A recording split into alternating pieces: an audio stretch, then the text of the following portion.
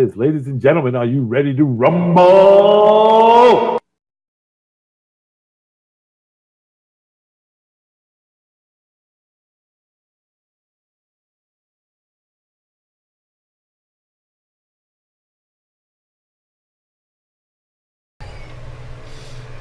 Howdy, howdy, howdy.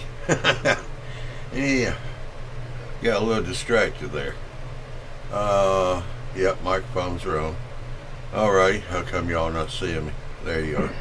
I forgot there's a lag on YouTube, but not much of a lag on the Twitch. Alrighty.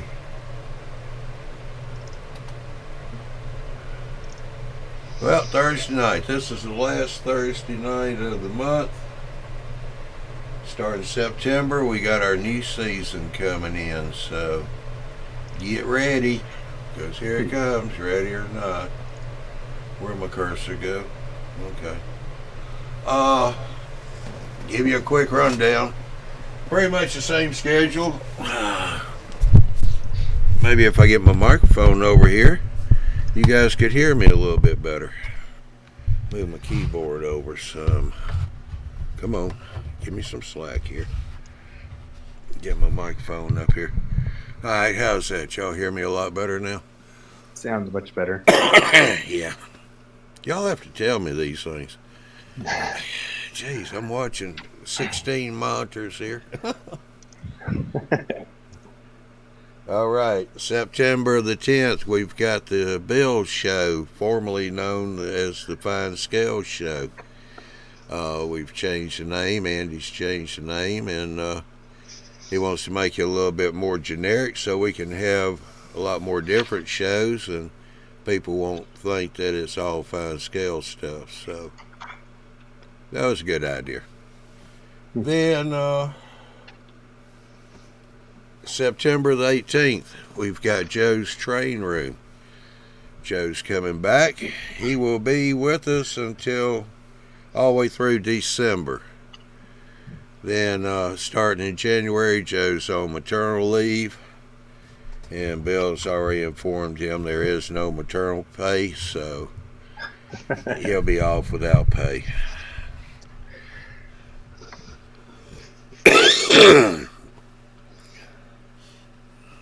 Guys, if he gives Joe compensation, he's got to give me compensation too. Well, let's see. We got 3 rail. Michael Obedino. I'm sorry, I messed that up. Well, we got Jason. He's in chat and here. Then we also got Andy out there. Yeah, by the way, Andy, I hope you started YouTube. Dave Piper, how you doing? Michael Conley. Brad Anderson. Yeah, good day back to you, sir. Let's see.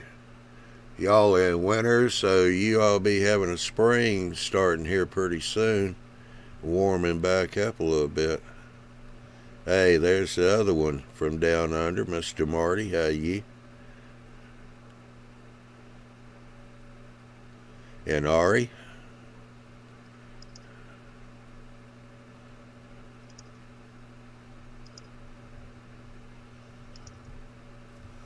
So, well, here comes Eric.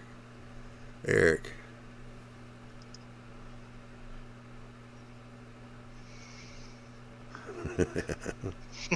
You want to be elected what? Yeah.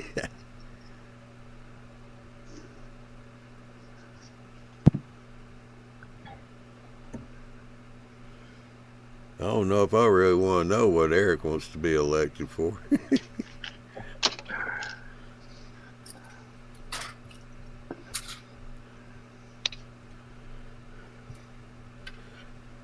So, what's been going on with you, Don, since you did the show with Big Bill? Well, having to sign a lot of autographs. Just tons. I can't walk into a restaurant anymore. I can't. No, I should have never done it. No. No, not a whole lot. We've still been consistent on Monday nights, going out and working on the layout and think I maybe missed one night, but I got a full day in one day. That's always kind of nice. Sometimes I just think it's like, yeah, I just need to just take a whole day, get out there in the morning and stay there till late at night. And you can get so much done when you can just like focus on that kind of stuff. So I got to do that once between now and then. So that's good. Making good progress on stuff. All right, that's good. I see Farm Mechanic 71. How you doing? He's on the Twitch chat now.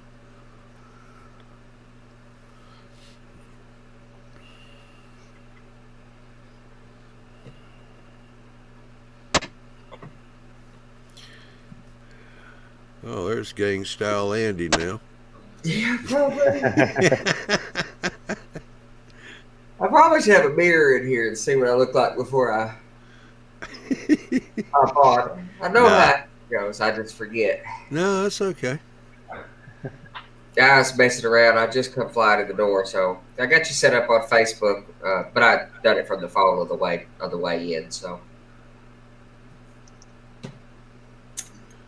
All right. So someone had mentioned something about nearly historical. I was thinking that it's the New Haven Railroad, and it's like that totally never even crossed my mind when I came up with the name NH. So it's like, oops, oh well. Yeah, that was Michael Conley.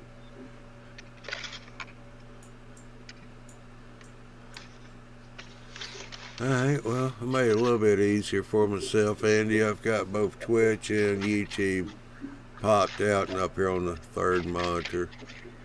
Yeah, I got Twitch up and stuff before I hopped in here even. So I got, I got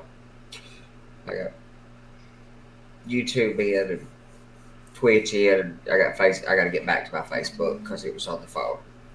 But yeah, I'm glad Bill found you, Don. I've been catching up on your videos lately, and I didn't think there was anybody doing much serious on YouTube as a model railroader that I wasn't subscribed to. Because I bet I'm subscribed to 1,000 model railroaders. I hadn't found you yet, so I've had some content to go back and watch. I'm caught up at this point. So you're gonna have to speed up. But well, that's pretty impressive if you're caught up. Yeah, so really, I just started, this year, so I haven't even been out there a full year yet. So, I'm still small, still getting there. So, well, anybody producing good content, but there's a lot of YouTubers, a lot of YouTube model railroaders or model railroad YouTubers, however that goes together, out there. There's some range of quality across those. There are some really, really exceptional channels. I got 5 to 10 that I say are just must-watch channels for any model railroader. I mean, if you're not watching Luke Towan and Stephen Bent and a couple of those other guys, man, or Rob, really, you're really missing out. But you are producing quality and entertaining stuff. I find myself laughing out loud at the stuff. So entertaining often seems to be challenging. So that's good. I don't know. I try to have some funny stuff in there, but some nights I go out there and I'm just kind of tired, and it's like, oh man, do I even want to shoot video? It's like, I better. I don't know. Then it's like, oh, is there anything funny? It's like, oh, so yeah, I just try to be who I am. So sometimes you're in a really, really happy-go-lucky mood, and sometimes you're not, and I'm not going to fake it. So it's just like, oh, this is who I am tonight. So that's a fun thing to say. There are people who do it, obviously. There's movie stars out there who could be funny, or these stand-up comedians that are so well known. I mean, my imagine is that George Carlin could be funny on the drop of a hat. But for most of us regular folk, it's a mood thing. So yeah, and I want to be true to kind of who I am. I don't want to force anything. I had someone say, "Oh, you remind me of so and so on TV. You should check out his show because you might pick up some ideas." And I'm like, no, I don't want to do that. I just want to be me. So I like the integrity, and I'm a big fan. And actually, I think YouTube, the YouTube viewership seems to pay in spades for authenticity. Imperfect. They'll settle for less than perfect. Some of the channels that get the best subscriptions, the The people who are in the top earners in YouTube are not the CBSs Right. of the world. They're not the ones with the, they're not the PewDiePie who has 80 million subscribers and making millions of dollars a month from YouTube. His is, a very organic channel. The people who have excelled at the YouTube medium, whether that's YouTube or otherwise, are people who have something authentic that they want to produce. Right.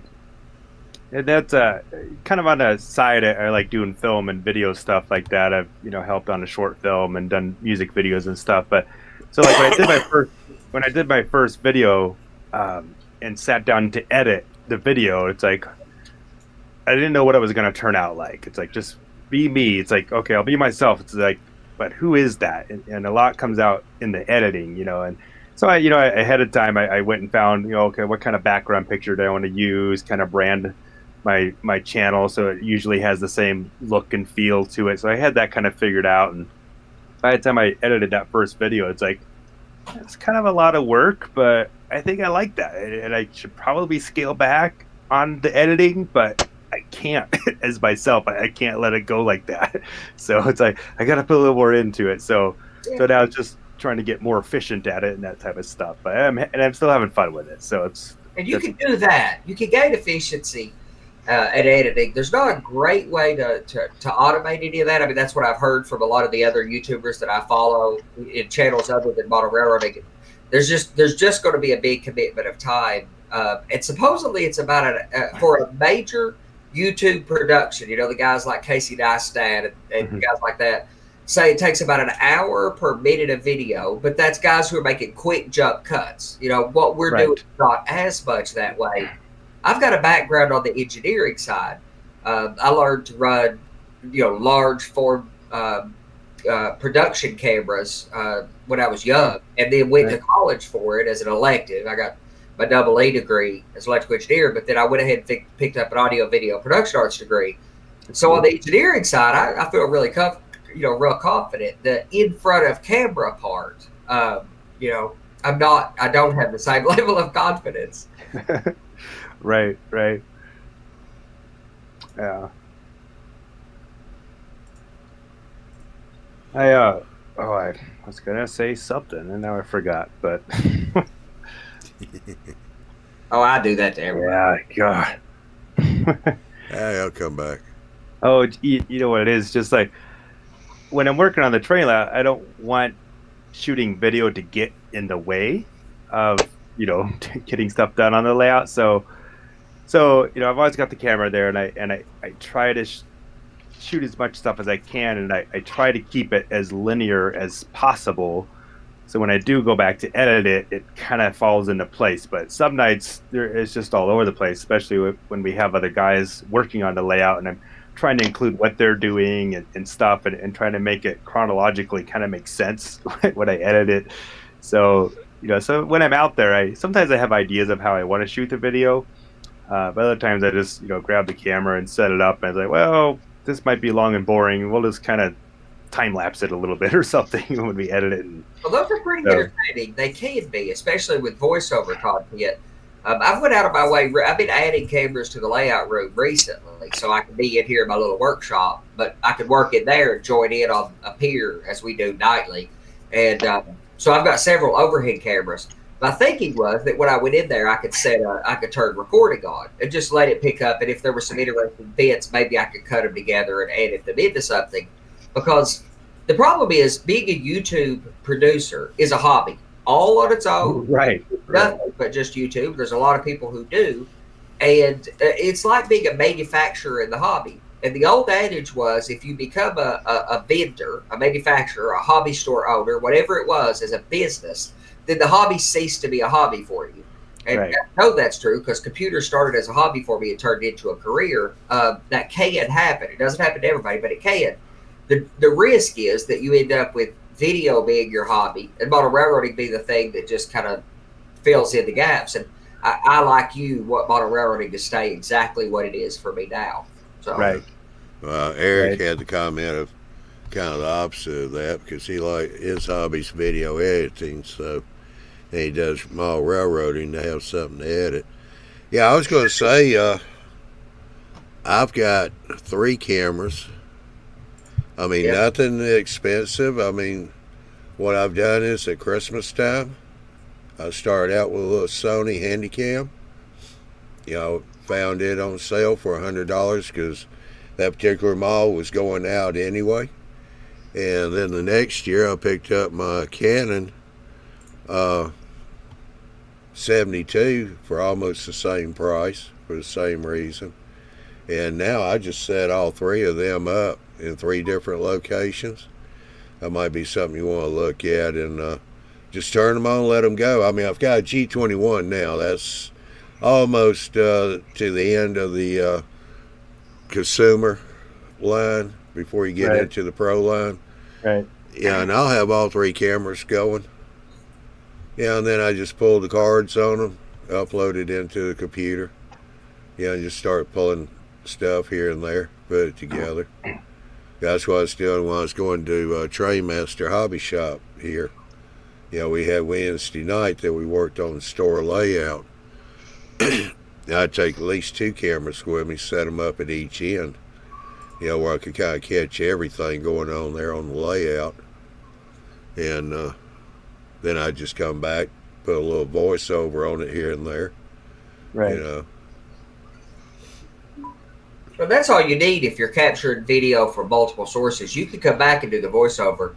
Actually, most of the videos that I follow and really enjoy, I'm sure the way they produce those is by recording video segments and coming back and doing a voiceover. You might have a few bits and pieces. Like if you watch Rob Bennett's stuff, Stephen Bennett's channel, if you go watch his content, surely there's stuff in there where he's speaking while he's working. I mean, there's quite a bit of it that's that way. But he also does a lot of voiceover stuff over top of pictures, of time lapse, of it's diversity of content is what makes it interesting. So you could get away with some slideshows, you could get away with a range of stuff. However, I've got network cameras, and I really wanted one really high quality camera. The one I'm not using, obviously, this was not that great. In the trade room, I wanted 4K. And instead of having a true camcorder with recording capabilities and stuff on it, I bought a Xbox Kinect, that camera that they play games with, where they jump around and crap. That's not me. I'm not a gamer, but I bought just a Kinect camera. It's the cheapest way, after a few months of research, to get into a 4K spectacular high quality camera with a 5 microphone array. It's really good for what we're doing here. It's sub $100. Wow. So, and I've got a few network cameras that are part of my home surveillance system that I tied in that are 1080p. So they're enough, but you've got to have software on the computer to record them because they're effectively just real time. Right. So yeah, like I said, in one of my other kind of hobbies, or what I'd really like to be doing in life, is film and video type of stuff. So there's another guy that I help shoot video for, and he does it full time, as his own business doing that.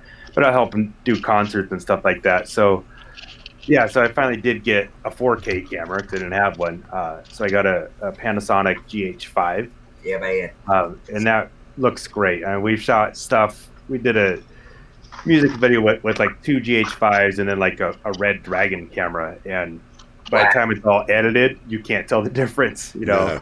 Pretty neat. And then when I'm shooting video with the train layout, when I'm doing stuff at the train layout, I've just got my phone, my little phone, just for tight spots, or I take it out to the shop. I don't want to take my good camera out there, or again, just a really tight spot where you can't, So I've been putting all my videos out in just full HD because my other kind of backup cameras still aren't 4K yet. So it's like, that's fine for now, I think. So.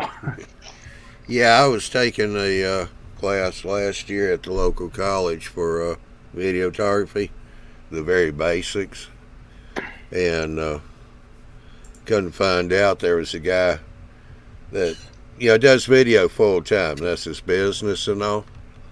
But he was having a hard time because he's using the one of the new DSL cameras that shoots 4K video and all. Right. And he's having a hard time. People were telling him, well, you're not professional because you don't have a red. Yeah. Yeah. And that doesn't matter. Nope. It I doesn't. mean, it really doesn't. But so what does he do? He goes out and he looks for the red cameras that are on sale and all. He happened to find a red that didn't work. He picked it up really cheap. So when he goes out to shoot, he sets the red up on a tripod and all. The thing doesn't work, but the people don't know that. They just see the red camera sitting there. He's shooting everything with his other cameras, shooting the whole video thing. Well, a red, your starting price, I believe, unless they've got one cheaper these days, is about 30,000. Yeah. So that is not prosumer at all, and a tremendous amount. It depends on what you're doing, of course. I mean, if you want to shoot the next advertisement for Mercedes-Benz or something, then you're going to need a red or some of the really high-end Sony equipment. Red's still a newcomer to the industry anyway. You're going to drop 100, and they're the inexpensive newcomer to the industry. You're going to drop $100,000 plus on a Sony, whatever model, CCR, or whatever the newer replacement for that is. You're going to drop a lot of money on it if you're producing that kind of content. But if you're producing anything from wedding photography to most music videos that may not end up on MTV, but and even then, I'm not sure that it's necessary. I mean, the red cameras at 4K or 8K are spectacular, but man, you can do some amazing stuff with a couple $1,000 camera these days. My dad run a music studio for a number of years and had a lot of money invested in it. But the music industry is massively changing because so many people can do everything that you used to need $10 million worth of equipment and a dedicated building for, structure for, you can do in your basement with a piece of equipment, a laptop, and your guitar. So, yep. Yeah. And just the same, I've seen stuff shot on a red that we thought was like horrible. It's like, what is it? Oh, that was shot on a red? It's like, what did they do to the edit? What happened? So, well, people get hung up over gear, and right. Most of us that are in this at all, in any capability of it, I mean, I'm sure maybe the actresses and actors of the world may not be this way, but any of us that come from engineering first are going to be fascinated by it. We're all gearheads at heart, so we're going to like the gear. But getting hung up over the gear does not help the creativity at all. You can do some of the best stuff in the world with nothing more than this right here. And some of the content that's made people millions of dollars and made them famous was done on that. And then there's, like you say, there's spectacular content that was shot on reds. So there's no substitute for the creativity. And I also, like I suggest, YouTube pays in dividends for authenticity, and that doesn't require any hardware at all. Any meaningful hardware. Yeah. Right. All right. Well, we kind of got a little off topic there. But I was just going to say, I think we're going to get in trouble. We're not talking trains now. So photography is part of it, but yeah, getting off into red cameras and stuff. Yeah. Jason. Yep. You've done a few of these. All right. John got his wheels, metal wheels. He got his couplers. And also got some coupler boxes, but it turned out they're the KD's narrow coupler box. Is that the ones you're using when you're body mounting, or what? I've used both. I've used the narrow and I've used the standard KD boxes that snap together. Because where I ordered mine, they didn't show a standard box. They just had the narrow box. I got to call him tomorrow and see if he's got those. Because, I mean, the narrow box, has that restricted the movement a good bit on the coupler? I mean, he's doing a lot of 40 and maybe 50-foot cars. No, that won't be a problem. Because actually, I put together a narrow box on a 40-footer boxcar before, and it's running great. I mean, we got standard 148 couplers. So yeah. Well, the narrow ones, they're a lot nicer for the the whisker coupler, Yeah, that's what these are. and they'll snap back to center quicker. I'm more worried about just the side-to-side movement of the coupler. Although, I mean, the only really tight curve he's got, and we just ran some passenger cars over it today. He's got a little bit newer and better-looking passenger cars. Southern Pacific, I think it was, but they're about the 89-foot passenger cars. And they went through that tight curve okay. I mean, they overhung really bad. That curve is kind of between a 20 and maybe a 21, closer to 20. Yeah, they're screaming, but The cars were overhanging and they almost touched at the ends going around that curve. I had maybe 10 to 15 thousandths clearance in between them. yeah, well, it happens. Yeah, I mean, the passenger cars, he's not going to be running a lot of. Most of his stuff is freight. He's got more freight switching than anything. Yeah. See, Dan has popped in here. And, So Big Bill was there. yeah. That's cool. Good to see you.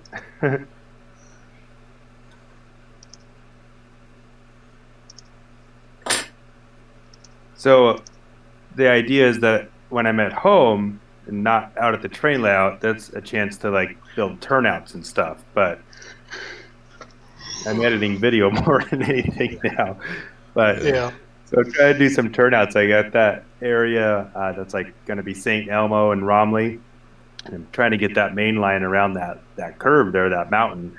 But there's like 2 curved turnouts that I got to hand build where I can make it go all the way around there. So I have one like fast tracks template thing for the dual gauge stuff. That's the only one I have. I don't have anything for the curved one, so I just got like the the printed out template thing. Just kind of do it the old fashioned way, I think. So, and one of them is like it's got to be curved, but the straight route kind of needs to be a little more straight coming out. So it's wouldn't fit a template. It's got to be a custom kind of thing. So Yeah. It's nice that you have that option to make custom stuff. Yeah. And if you do it right, it will work. So hopefully.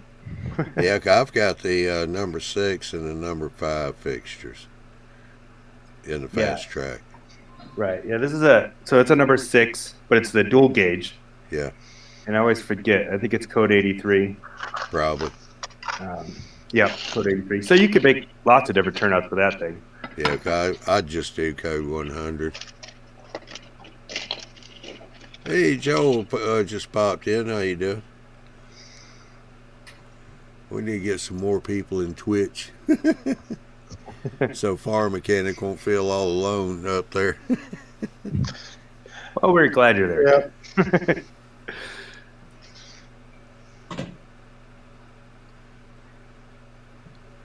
But I did put the live embed back on the webpage today or yesterday.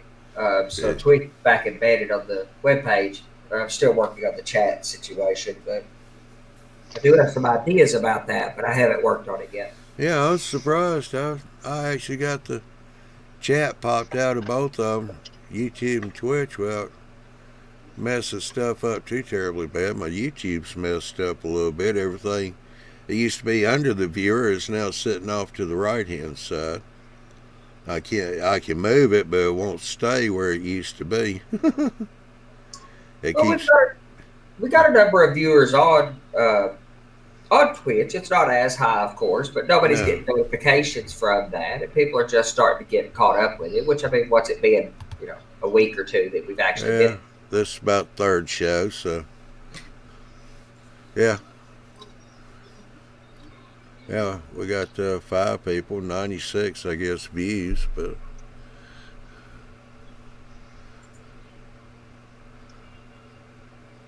Oh yeah, Facebook.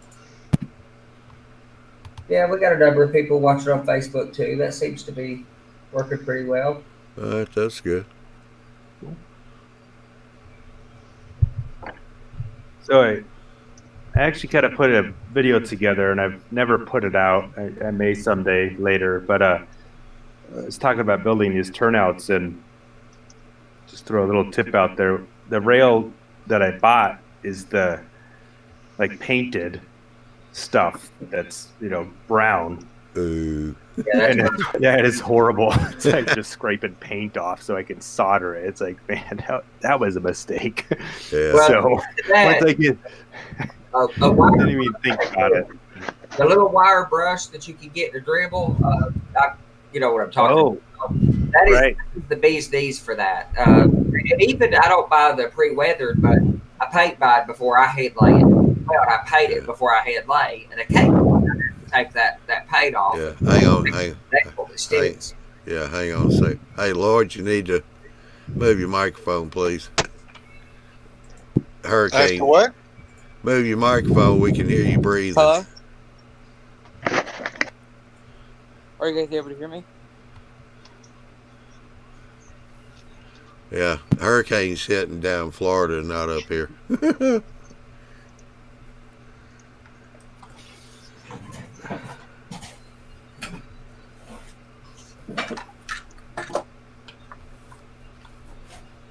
Yeah, that one. I wore a bunch of these out, but I buy those Right. little wire brush things, man. They're handy for a lot of stuff.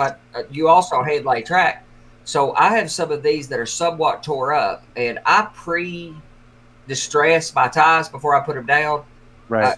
I used to head lay track like you do. I probably like you do. Head lay all the lay all the ties, glue them down, sand them flat, stain them, distress them, spike the rails. I even used a ballast before I spiked the rails.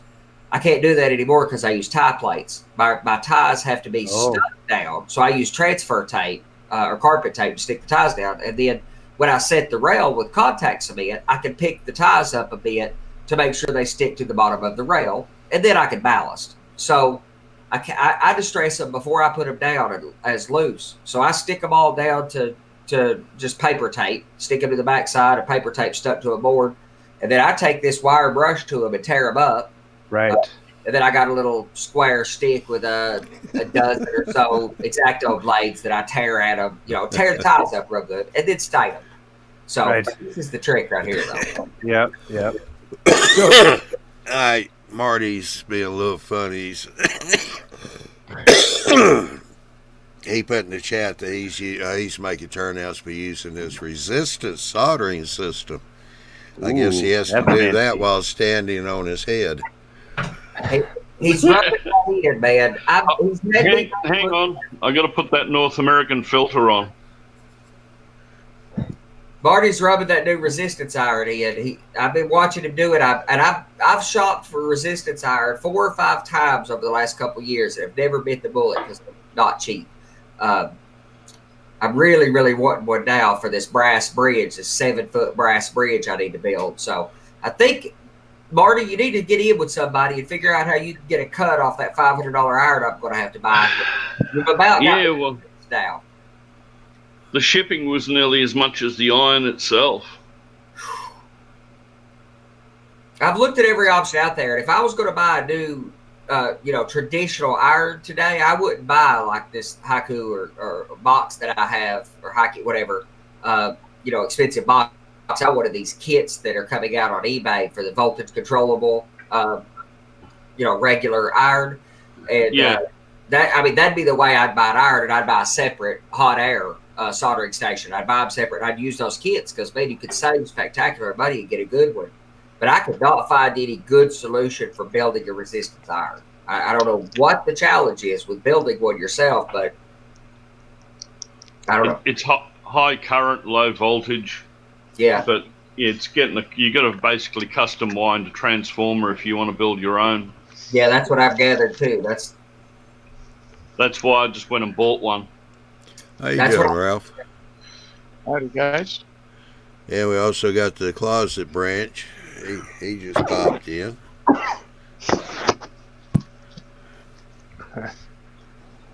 I just wanted to let you guys know. This is Eric Hudson on here. I just got a new phone and I haven't logged in yet, so it's doesn't show my name. All right, Well, Eric. I was about to ask your question you'd asked on Facebook anyway, so if you just want to ask it, if you can. Yeah, about the decaling, because over here I have freshly painted hopper cars I just painted. So I want to put Penzi decaling on them.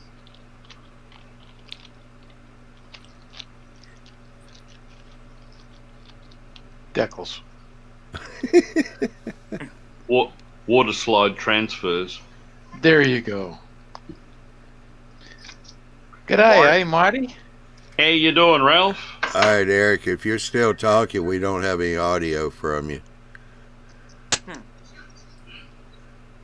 The last thing I heard was you're showing the. Well. Oh, He's gone. he's disappeared now. Okay. And he shut off his screen too, or his cameras too. What's the matter? Yeah. Trying to be antisocial or what? No, Hiding. I'll be right back. Alright, can you guys hear me now? Yeah. No. Yeah. Yeah, we can hear you. Sorry, just messing with you. So, You should know us by now, right? about the decaling, what would you guys say would be the best way to do it? Well, what are you doing? I have 6 hopper cars. I went into audio only mode for mine because it wasn't working on the video. Okay. But I have 6 hopper cars I got for $35. Yeah. And I took all the couplers, everything off of them. And I put new couplers and new wheels on them. Okay. But, for decaling, I want to decal into Pennsylvania Railroad. Okay. And Do you have decals now? no, not yet. I'm still debating whether I want to have someone else do them or if I want to do them because I'm not very good at them yet. But Well, how are you going to learn if you don't do it? yeah, And how much did you pay for the cars? Dirt cheap, right? yeah. I think I got like 10 of them for $35. Bonus. So you paid a little over $3 a car, Yeah, and it's probably going to cost you about $5 for a decal sheet or decal sheet. yeah. And you may get 2 cars out of each one. Alright. So that's not going to cost you very much. You can experiment. The more you do, the better you're going to get. Yeah. And only 6 of the hopper cars out of 10 work. So I can just like spray paint the other 4 black and just experiment on them. Probably. I don't understand what you mean only 6 out of 10 worked. Because the other 4 had, like, they had stuff wrong with them, like, on one of them. Where was it here? The wheels wouldn't come off and stuff. Because they're, like, rusted on and stuff, I guess. Okay. So, So you changed the wheels or you changed the trucks? I'm changing the wheels and the couplers. Okay. I found a good deal on eBay for, like, $50, $60 to get all the cars done. Right. I know how to do them, but to get all the cars done and to get all the couplers and all the wheels on. Okay. Sounds good. Yeah. But seriously, consider doing it yourself. That way, you get a little bit more experience, a little bit more confidence in what you're doing. By the time you get to the end, you'll have everything down pat. Yeah. What about those 2? Whatever you do, don't put your decals on a flat paint. Make sure it's shiny paint. All right, then I have to repaint them. Well, there is another method. If you want to leave them the way they are or strip them, you're going to have to paint them anyway if you're doing decals. All right. Well, I already painted them all black. Flat black. Flat black. Okay, so you can use a gloss paint on top to start with. Just clear gloss. Just a clear gloss. All right. Put your decals on, and then hit it with dull coat afterwards. So clear gloss, decals. So to apply the decals, you need like water. I've heard.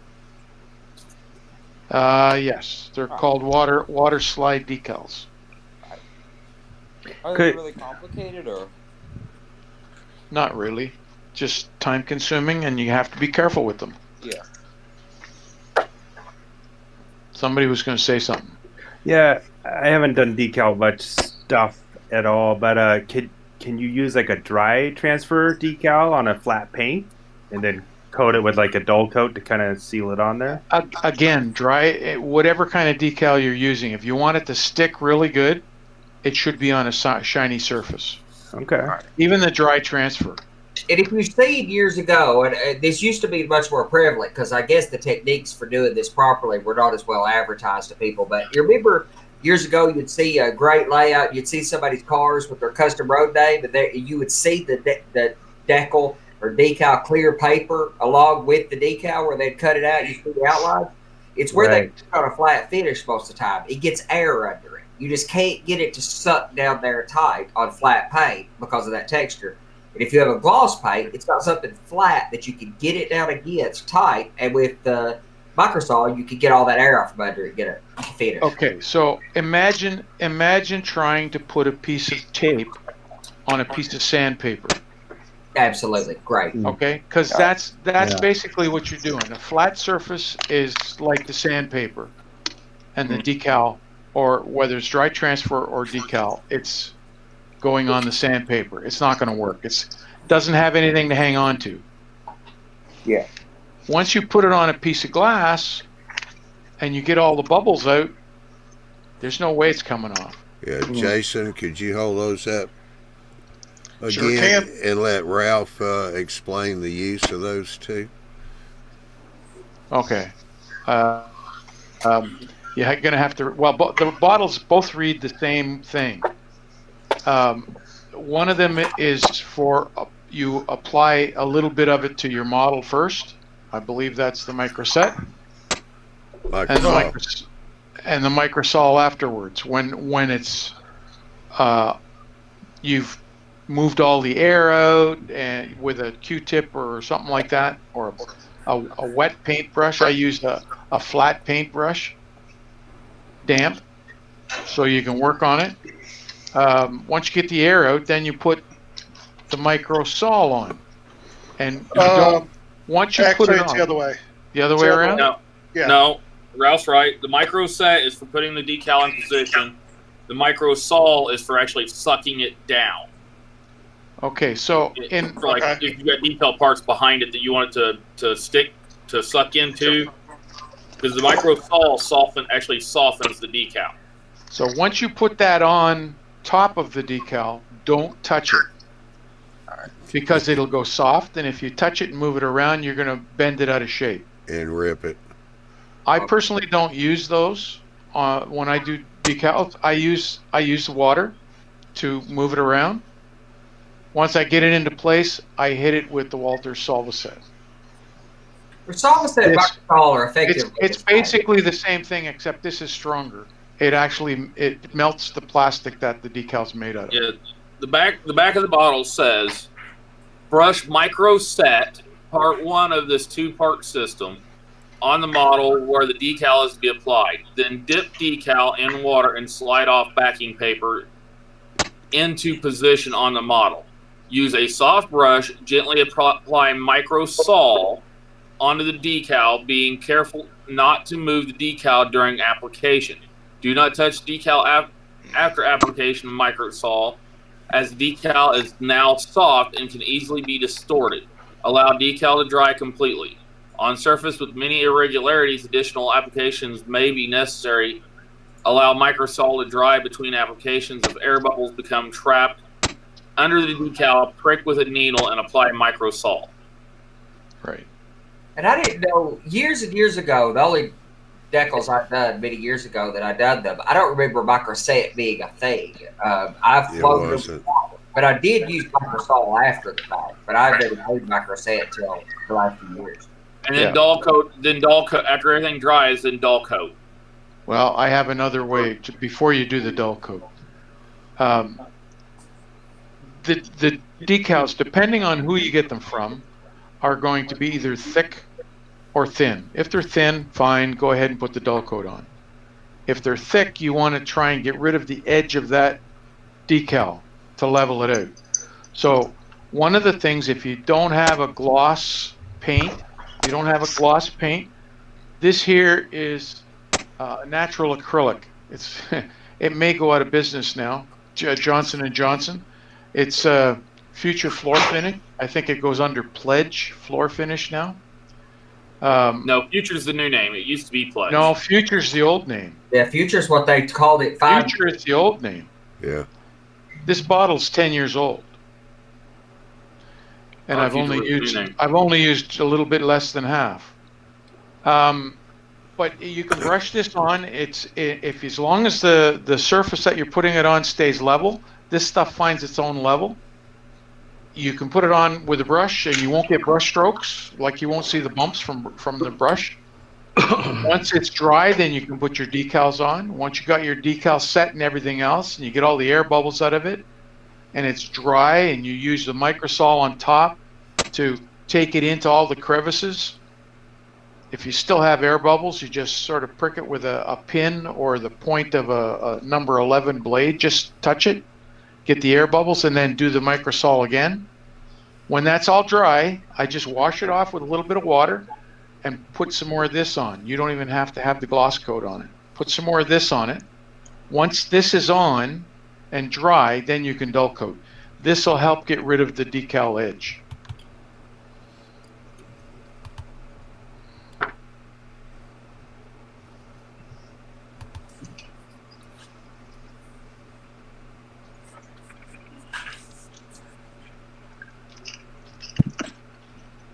Did you write all that down?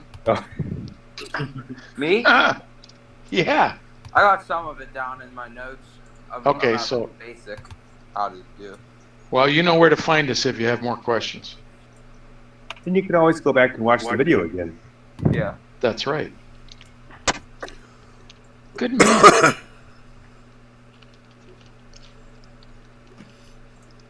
All right, Michael Conley's got a good question here. He's saying, how do you get hard water stains off of a plastic boxcar? Bought some old blue boxes, washed them in Dawn and warm water, but a few have hard water cloudiness.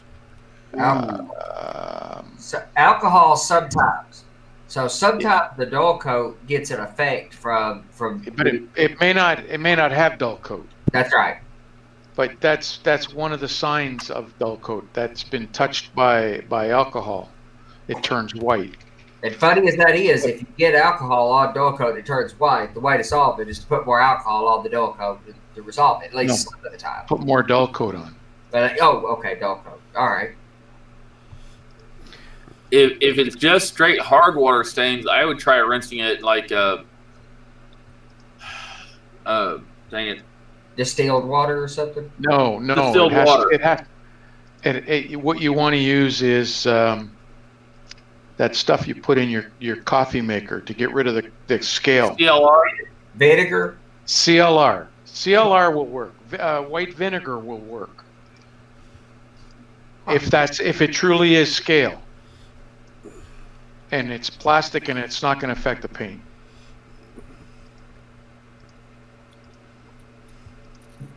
Yeah, because CLR is supposed to be safe for plastics. Yep. Now there's three different kinds of CLR. You want the original. God, my son brought some home because he spilled some oil on my driveway. He brought some CLR home for getting rid of oil stains off your driveway. Huh. And it was in a different color bottle, different color label. It was a degreaser.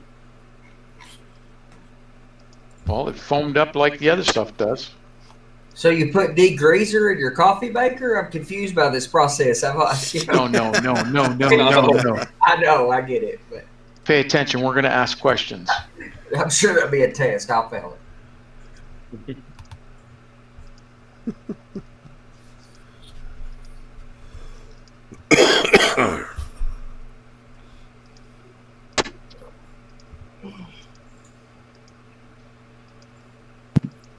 Okay, so I'm doing hand laid turnouts the hard way right now. What is everybody else working on? Well, The ball Marty's doing them the easy way. Right, I see that. I don't have a curved template thing.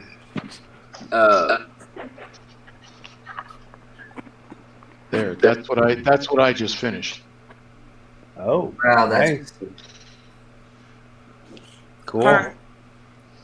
Well, I'm gonna probably get going because I got school in the morning. Probably even shouldn't be up this late. But yeah. Getting you in trouble. All right. You have a Thanks. good one. All right, thanks. You guys Yeah. have a good one too. See ya. Bye. See ya. I mean, there's kind of what I've been working on the last couple shows and everything. All that scenery right there. Ah, I was also showing the guys last night any of the weathering that I do for people now. I just got these in. Andy, you saw these. They come from Imagine That Laser Art.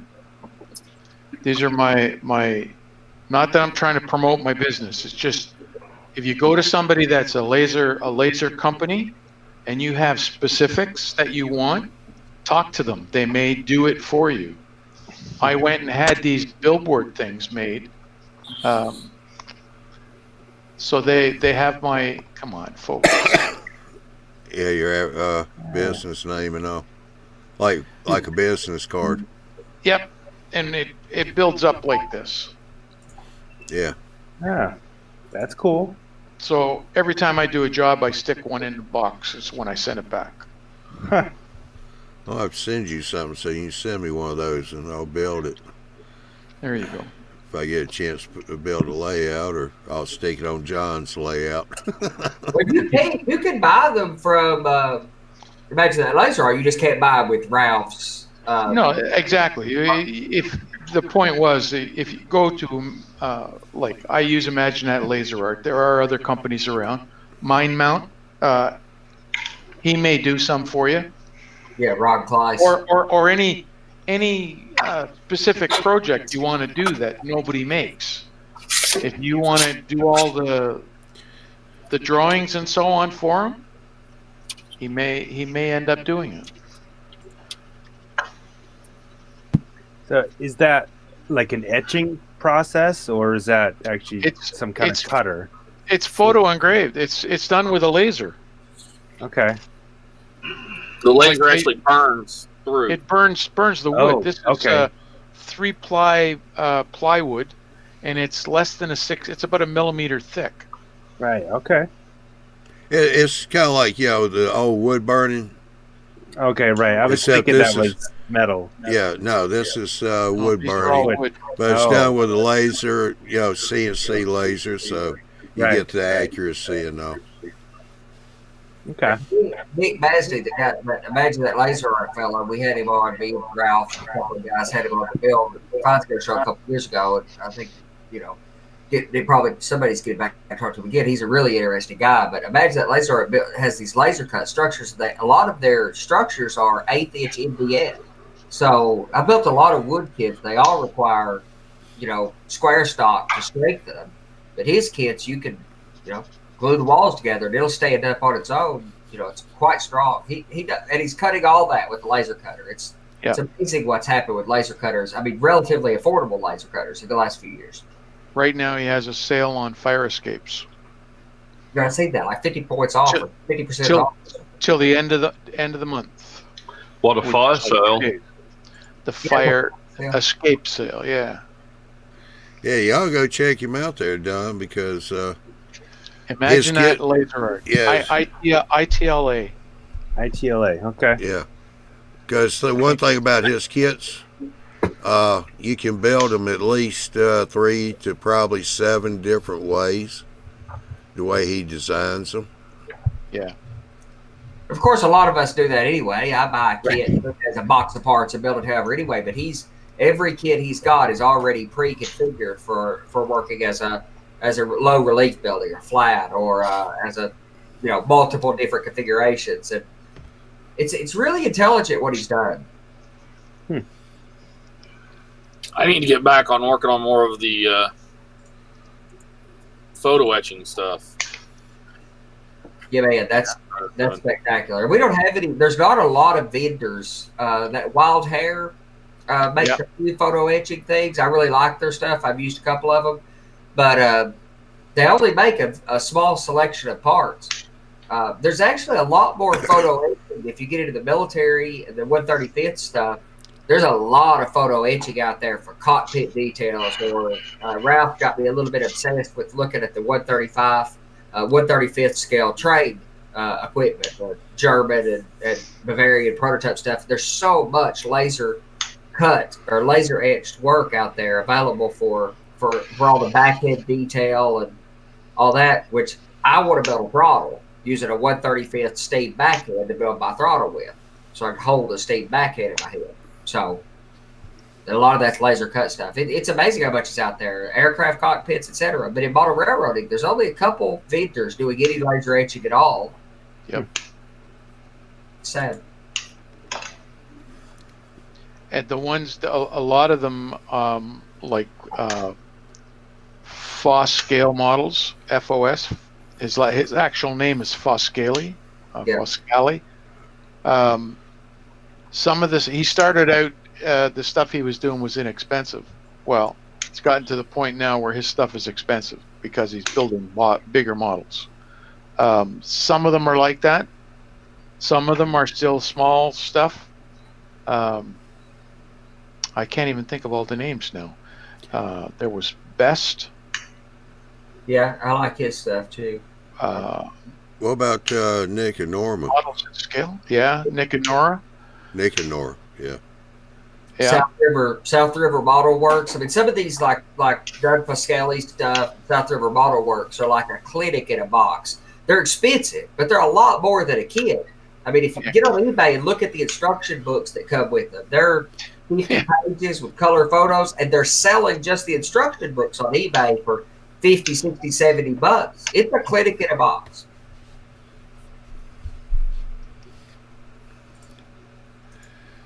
Yeah, plus that ITLA done, if you have a particular building, get a hold of him because he does do some custom work too.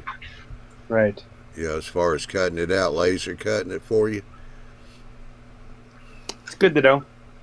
Yeah, I may have some stuff that will need some customization. So, well, even just looking at the kits that he has may just fit right into your scenery. Right. Yeah. Well, he's in one of the areas that has been fairly weak in our hobby, the high quality side of the urban construction. I mean, we've had the DPM kits, nothing against them, they're fine, but and the Walther's Cornerstone, etc. But there's not really been anybody doing the brick structures that basically took over the world, in the early 1910s. In 1950, that I'm modeling, everything is, all the city structures are brick. And you've got Downtown Deco and a few of the Hydrocal vendors that aren't available anymore that we can find on eBay. But nobody was doing anything in laser cut. Nobody's producing any new kits out there or customizable kits for these brick structures that are so critical.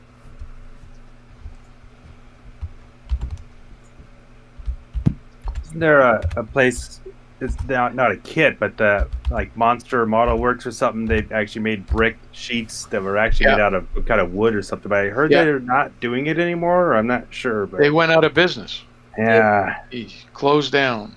Well, he was making more money doing the etching for business cards, metal business cards, and such as that. So, and the model railroading stuff was apparently more trouble than it was worth. But I think it's a shame that nobody picked that company up.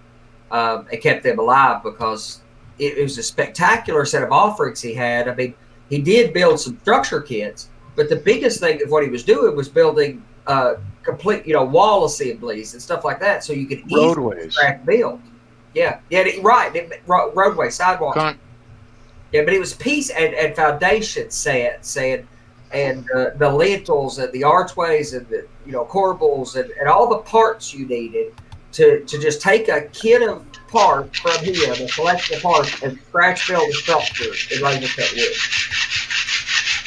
There you go. Marty. Oh, Thank oh, you. I thought it was on mute. No. Sound like you was shaking a martini. That's good shaking, not stirred. There you go, Don. That's Imagine that laser art. yeah. He has a beautiful hotel as well, which is going to be my next acquisition. Oh, that's my favorite thing he has. Still to this day. Yeah. It's come with a lot of new stuff since then, and it's still You're talking my about favorite. that Southside That's Hotel. cool. Yeah. Wow, that's nice. See that industrial building D Yep. up in the top right there? Here it is in real life. Oh. And I built basically what he's got there with a sloped roof on it, matching a prototype picture that I was working from. We built that together on one of our shows a couple years ago. But man, he's got great stuff. Oh, let's see. He does interiors for his loading docks as well. Yeah, I see Sparky 107 out there on YouTube. Good to see you there. Oh, Sparky in here. Yeah. Mhm. What's up, Spark?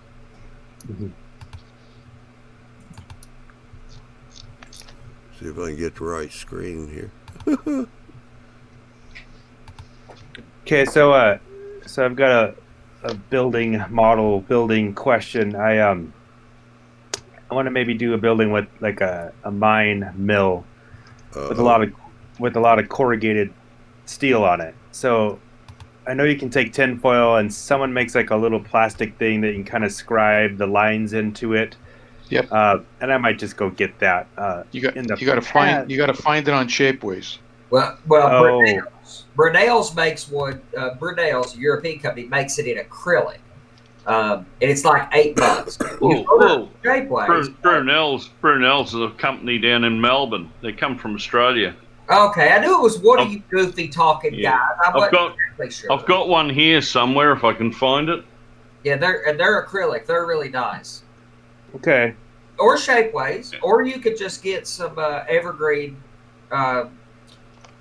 corrugated siding and use it as well. Although I think the Brunel's is probably the preferable. In a long time ago, I built like a rundown building, and I wanted to do that, and I just took tinfoil and I found a bolt, and I actually just wrapped it around and kind of got the threads to do the, and then I kind of rolled it back out, and it was a little crooked, but you could cut it at that angle. They weren't quite as fine as I wanted to, but it actually worked. So you get metric thread. Yeah, right. It's finer.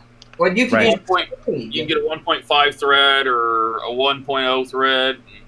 Or you could use a small spring as well because it has the rounded nature. It's a spring, so it's rounded and not as sharp edged as a thread would be. That's how a lot of the people who are doing corrugated piping for freight car loads are doing it with a spring. A sprig. A spring. Well, the Like a corrugated pipe small I did my drainage ditch, I just did it over a bolt. Yeah. Right. Yeah, Okay.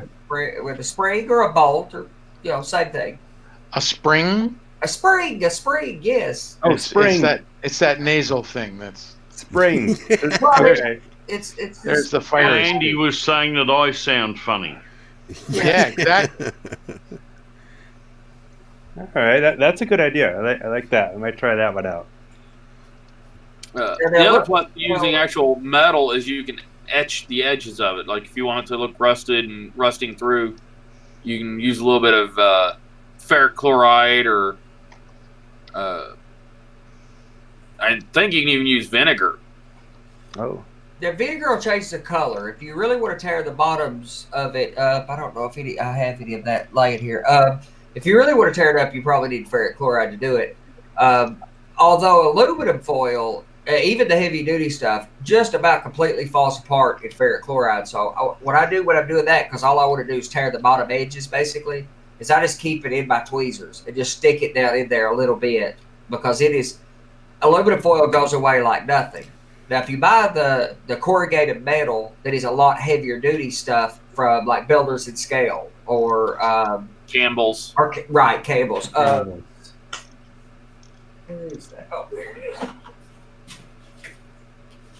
My roofing box. Yeah, this stuff. Let's see. That's Campbell's stuff, or Campbell's corrugated roofing comes in this size sheets of corrugated material, Right. But it's a lot heavier. Or Builders and Scale has like that's raised seam or T seam aluminum. I think I've used some of that before. It's really good because it's so much stouter. Aluminum foil will do that. Right. It etches better because it can take a few seconds in the etching solution. I've got to build a coal loader that's like a washer plant that's 7 stories, 7 stories tall, give or take, all with little corrugated, all out of corrugated material. I'll surely use aluminum foil on it because of sheer cost. But like along the bottom where I really want to tear the edges up, I'll probably use the Campbell stuff so that I don't have to be so gentle with the etchant solution to basically have it rot off the bottom the way that corrugated metal does. And then what solution do you use for that? Ferric chloride. Yeah. Ferric chloride. Yeah. But you have to be registered with OSHA, EPA, Homeland Security. Well, right. I was gonna say, should I use like somebody else's Google account to search for that? Or? Yeah, no. Amazon for $10 or something. It's fairly standard for making circuit boards. Okay. Oh, right. Circuit boards. God, I miss Radio Shack. Now that's right, I do too. And this is the same stuff Radio Shack used to sell. Actually, I missed Radio Shack's brand of ferric chloride, but another choice is Bar Mill makes corrugated paper, basically. And people paint it up and make it look like corrugated fencing or corrugated wall sections. The beautiful thing about that is you take an X-Acto and just tear at the bottom edge of it to have it rot out the bottom. So I even thought you could just use the paper, where you really wanted it degraded, right, and then the aluminum foil. Now, there is an acid that you can basically make it stronger to be able to do that with, which you can pick this up at Walmart or Lowe's or Home Depot. Yeah, it's hydrochloric acid. Now it's a little risky. It's uric acid, and then you mix it with peroxide. That's a little hydrochloric acid is. You got to make sure all this is done in a well-ventilated area. Yeah, you got to do it in certain amounts. Well, that's why they say uric acid is always has to, for the most part, is recommended for outdoor use, for doing driveways and stuff like that. Or if you're doing a garage, you got to keep the door open because hydrochloric acid will, I've had it send me to the emergency room very near cardiac arrest for hydrochloric acid poisoning. It's the only time I was able to do that with it. Wow. But this stuff's fine. If you got a spray booth, that's even better. But obviously, if you just have a fan blowing away from you, this is no riskier than working with a soldering iron. And you don't drink this stuff. It tastes really bad. Cool. Done that etching with that muriatic solution. Okay.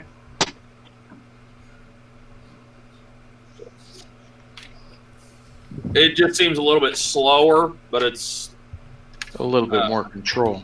A little Yeah. safer. But it's more about removal, where hydrochloric acid is more about removal. It just takes it away, and it takes it away quite cleanly. So if you're etching to remove parts to do what he's doing there, making those stairways, hydrochloric acid is great because it's such a clean process.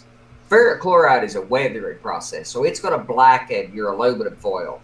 that's a benefit. That's exactly the effect I want when I'm using ferric chloride, not as a way to shape metal or to cut out walkways or anything. I'm using it as a weathering solution, doing damage, tearing it, eating holes through it, and blackening it exactly the way the corrugated metal did on coal loaders. What are you shaking your head at there, Marty?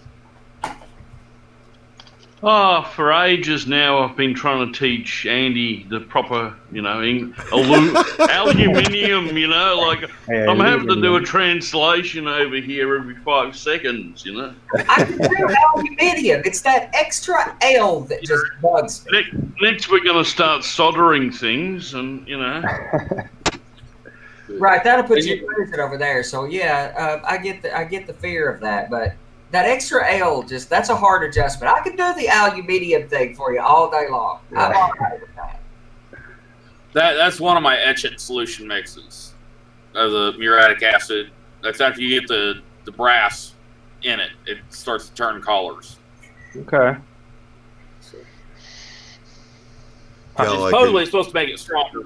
The more copper you get in it, the stronger it gets. Where are you getting your brass sheets, Tim? I pick them up Lowe's, the hobby shop. That come from Lowe's, and they're little they're little drawer selections of miscellaneous stuff. Yeah, the thing is, you buy it from a hobby shop, you're going to pay more. Right. I want to I get them from because then it's a specialty item, right? Right. Hobby Lobby. Actually, my hobby shop carries a pretty decent selection of them. Oh, I didn't say they don't carry it. I just said it's more expensive. It's high at Hobby Lobby. It's a lot higher at Hobby Lobby than anywhere else I found it. I want to build that 7-foot long bridge in brass, but I've got to find a better source, and I have not found a better source yet. And Hobby Lobby, you get pretty good sized sheets. Actually, looking for some of my Hobby Lobby sheets right now. I got a few sheets that are like A4 size, but I want some. But I found some online, and I'm just going to order it. But I found some sheets that were, 36 inches by 6 inches or something. That's how are you going to make a bath big enough to put it in? Oh, I don't need. You're going to have to design your bridge so that now it's gone. Right in the middle of talking to him. Yep. There he comes. He's just going to fill the normal bath. If you don't like me, just say so. I just don't like Chrome. I despise Chrome. I've really got to play with another browser than Appear. I hate Chrome. I don't have to etch. Now, you can make a bath for 36-inch material because I have a bath for working with track, and I just took a piece of that plastic guttering, put caps on both ends, cut it. I don't know if I've got it in here. Somewhere or laid here, I got a 40-inch piece of guttering with the caps glued on the end in silicone, so that I could throw. I knew you would have an answer. Yeah, there's a way to etch. That's why I asked. If you don't tell the wife, most houses have like a bathtub, right? Yes, sir. Yeah.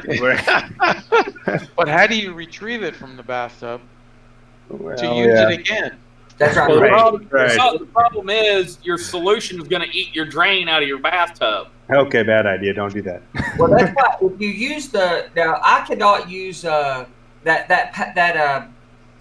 gutter is effectively PVC, so you can use PVC adhesive to put it on, but regular methyl ethyl ketone or any of the plastic solvents we use don't affect it. So you can use plastic solvents around PVC. You can use I use Microengineering's Blackened, and you could throw a little bit of Blackened in there and a bunch of water and throw your flex track right in that piece of gutter and weather the entire piece of flex track in one piece if you wanted to. That way, that's why I actually initially made it, was for doing track like that. Now I don't do track that way, but I can. All Now you righty. can buy it already blackened. Well, we done hit the hour 21 mark. Can I make one announcement, Sure. Johnny? Yeah. We all know Lionel Strang. If you don't mind, I'd like, because this weekend is the picnic. Lionel Strang, 5 years ago now. This is the 5th year that he's having the picnic, or 4th year he's having the picnic. He was diagnosed with stage 4 melanoma. He got into a experimental program, and they just this week announced that they can't see the cancer anymore. Wow, that's cool. That's good. So each year he's been doing a walk from Princess Margaret Hospital here in Toronto to his home north of Barrie. That's It's a total of 60 miles, 100 kilometers. And he doesn't do it all in one day. He walks a certain amount per day, and then his wife brings him back to where he stopped, and he continues on the next day. Marty's got one of his T-shirts on. I think that's the last one, isn't it? That Yeah. was last year's one. This year's hasn't arrived yet. So what's happened so far? Now where did I put them? They had Rapido Trains. Rapido Trains did a promotion where they took $10 off of. They announced a car, and it was a well car with 2 containers in it, Rapido containers. And the well car was painted pink. It had the cancer symbol on it, and apparently TTX had one painted like that as well. So it fit right in. They said for the 300 that they ran, they were going to give $10 for each one to Lionel's charity, and the money goes to the social oncology department at the hospital, because that's when the money's doled out, they're the ones that get it last. So Lionel's made a point of doing this. Starting this weekend, Fast Tracks is donating $10 from every purchase for the month of September. So if you want to help his cause and you need supplies from Fast Tracks to make your tracks, your jigs like Marty was doing, it's a good opportunity to do 2 things: to satisfy you and to help a good cause. I mean, we had Lionel on, who's Big Bill talking to there at one point. I think In he fact, told his story there. he was on Big Bill's first show. Yeah. He actually opened that show. And the Proto Throttle guys put 2 Proto Throttle units together. Yep. That were weathered and painted, and auctioned those off, and I think they got what? $2,600 for the 2. with the 2 of them combined. They auctioned them off on eBay. Wow, they really looked good. I love them weathered. They sold me if I buy a Proto Throttle, I'll totally weather it. But that $2,600 was a really good one. I think the whole lot of that went to Lionel's. Yep, that was the 2 Proto Throttles was full donation. Yep. So Yeah, you just had your little car last night, right? Because you were showing it to me. I did, and I can't find it. It's not here right now. Yeah, it is. It's behind the toolbox. Is it up there in the box right there? No, there it is. It'll be in the last place you look. The last place you look. Where's the I camera? ordered 2 of them. The second last place you look. Very cool. TTX. There you go. Yeah, TTX had the single well, and then they also have a 5-unit set, I think, painted like that also. Yeah. Somebody was posting the other day. But what was I going to say now? And what is he? He's a day ahead in his walk as well. He's beaten his record from last year. From last year, he's a day ahead. He made it to Barrie yesterday, or the day before. The day before. He's going to do the rest of the walk, which is I think 14 kilometers, 10 miles, on Saturday, and walk into the picnic. At 60 miles, that's no small feat. He's really Lionel's a tough cat. Well, you have to see the result of it. Being at the picnic and watching him walk in, he can barely walk because his feet are all blistered. Yeah. So. Because there's a fair stretch where there's no sidewalks or anything, and he's walking in the gravel and on the side of the road. Yeah, but he's been learning too how to wear the right shoes and socks. Yeah. And, you know. Yeah. He's changing socks every couple hours too. Wow. All right. Well, we're gonna wind it. Is that it, Ralph? Yep. So if you really want to make a donation and you don't know how, go on Facebook. It's called One More Year. and that'll give you the link to his GoFundMe or the Princess Margaret Hospital link where you can donate as well. Yeah. Is Rapido still selling those cars? They sold out in a day and a half. I didn't know if they were doing another run or not. 300 cars gone. All right, last comment in chat on YouTube, and that's Michael Conley. He said, Halloween is on Thursday this year. I vote Tim gives us some hydrochloric acid experiments for the show.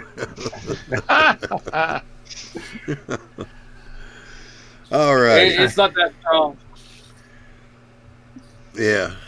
All right, Sparky, good to see you. Beginning to wonder, hadn't seen you in here for a while. You'll have to come in and catch us up on the building. But we're already coming up on almost an hour and a half now, so let everybody know this is the end of our summer season on the broadcast. September is the start of the 2020 season. So September the 10th. Yep. September the 10th is the Bill show. September the 18th it will be Joe's Train Room.